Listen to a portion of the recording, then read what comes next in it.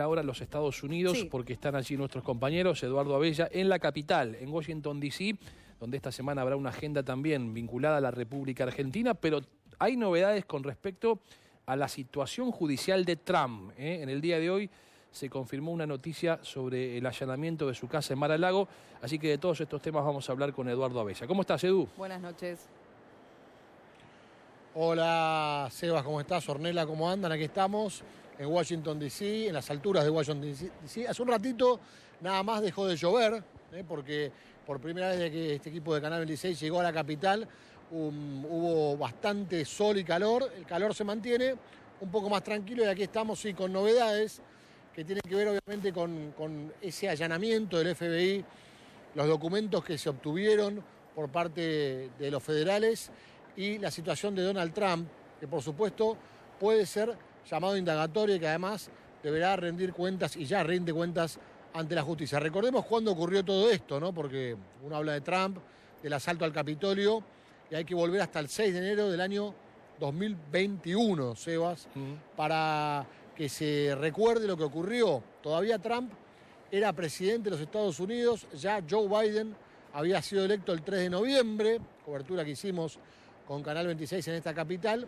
pero claro, el entonces presidente de los Estados Unidos no reconocía aquel resultado diciendo que había habido un fraude fundamentalmente en los ballots, en las boletas por correo, en realidad que se hacen aquí, que es bastante habitual en Estados Unidos, el voto anticipado en diferentes urnas que están en diferentes lugares del país, ¿no? Sí. En todo el país, y que en realidad Trump no reconocía muchos de esos votos como válidos y sí los que se habían efectuado el mismo 3 de noviembre. A partir de allí, una sucesión de hechos que terminaron con sus simpatizantes tomando el Capitolio durante 3 horas, el Congreso de Estados Unidos, con violencia, con muertos, con represión policial, por supuesto, también para poder desalojar el Congreso de los Estados Unidos. Y además, recordemos, lo que significó también, lo que dice la justicia, la no intervención del presidente y del Ejecutivo en aquel momento. De hecho, hay denuncias que hablan de un Trump,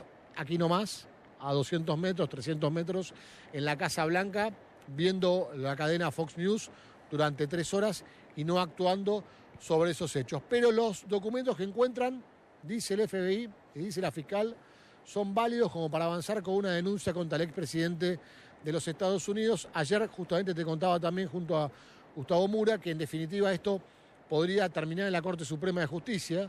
Sí. Y allí el Partido Republicano tiene una mayoría en sus miembros, con lo cual quedaría en la nada finalmente. Pero bueno, estamos en el paso previo y hay que ver qué ocurre porque la justicia quiere avanzar contra el expresidente republicano. Hay una novedad en esta causa puntual importante de las últimas horas, Eduardo, que tiene que ver con una decisión de la justicia de permitirle, por pedido de la defensa de Trump, que primero un perito observe cada uno de los documentos que se llevó el FBI antes de poder avanzar con esa prueba. Esto sucedió en las últimas horas. Sí, y a partir de eso, fundamentalmente, se va a dilatar mucho, porque vos pensás que si un perito tiene que observar cada uno de los documentos que se llevó el FBI para poder documentar en definitiva que esos papeles son los que en definitiva tienen veracidad respecto a las pruebas que los federales dicen haberse llevado, seguramente lo primero que va a haber es una demora importante en todo el procedimiento judicial, ¿no? Creo que esto que vos marcás, que es muy importante, va a llevar a que vayamos hacia un revisionismo bastante engorroso y largo sobre estos papeles. Así que el peritaje tendrá que determinar la veracidad de los documentos que dicen haber encontrado los federales en la mansión de Trump, ¿no? Un allanamiento además casi sin precedentes en la historia de Estados Unidos, una casa de un presidente, un expresidente, allanada, buscando papeles, excepto el caso obviamente de Richard Nixon, que fue destituido con un juicio político, pero siendo presidente y no expresidente. Fue muy fuerte por el Watergate famoso, ¿no? Claro. Por el famoso espionaje al Partido Demócrata. A propósito de lo que vos estás... te quería comentar algo más, sí. Sí, narrando, Eduardo, la tensión continúa y diversas situaciones también hacen que se profundice la tensión. Joe Biden en las últimas horas llamó a defender la democracia y Trump llamó a Biden como enemigo del Estado. Exactamente, así fue. Esto tiene que ver con lo que también comentábamos acerca de los discursos de ambos. Aquí la grieta está más viva que nunca en la política.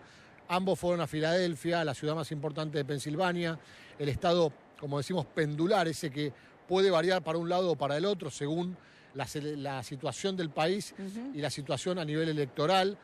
Fue fundamental el triunfo demócrata justamente con los votos por correo en favor de Joe Biden. Recordemos que Pensilvania el 3 de noviembre le dio la victoria en las urnas del día, en la votación del día, a Trump, pero después cambió 2 días después, claro, pero después 2 días después con los votos por correo, se sabía los diferentes condados, sobre todo alrededor de la ciudad de Filadelfia, que es la más importante, volcaron la elección presidencial, le dieron los electores que otorgaba Pensilvania a Biden y a partir de allí varios estados fundamentales, sobre todo en el cinturón del óxido en el norte, se terminó, Michigan fue uno, dando el triunfo para Biden. Lo que quiero recordar con esto es que allí se están atacando porque lo que viene es la elección legislativa de medio término aquí en noviembre, donde se van a definir las mayorías de un Congreso que está muy repartido, pero que tiene una leve inclinación para el Partido Republicano, es decir, para la oposición, que hoy todavía es liderada por Donald Trump, a pesar de todo esto que pasa. En realidad, curiosamente, este ataque judicial, vamos a llamarle así, de parte ahora de la justicia norteamericana hacia aquel triste episodio del 6 de enero del 21, benefició a Trump. Lo levantó, lo emergió y Trump otra vez se envalentona con la idea de volver por la Casa Blanca. Fuerte abrazo, Eduardo. Estamos en contacto en las próximas horas. Va a haber más novedades desde la capital de los Estados Unidos. Un abrazo grande. Buenas noches. Saludos.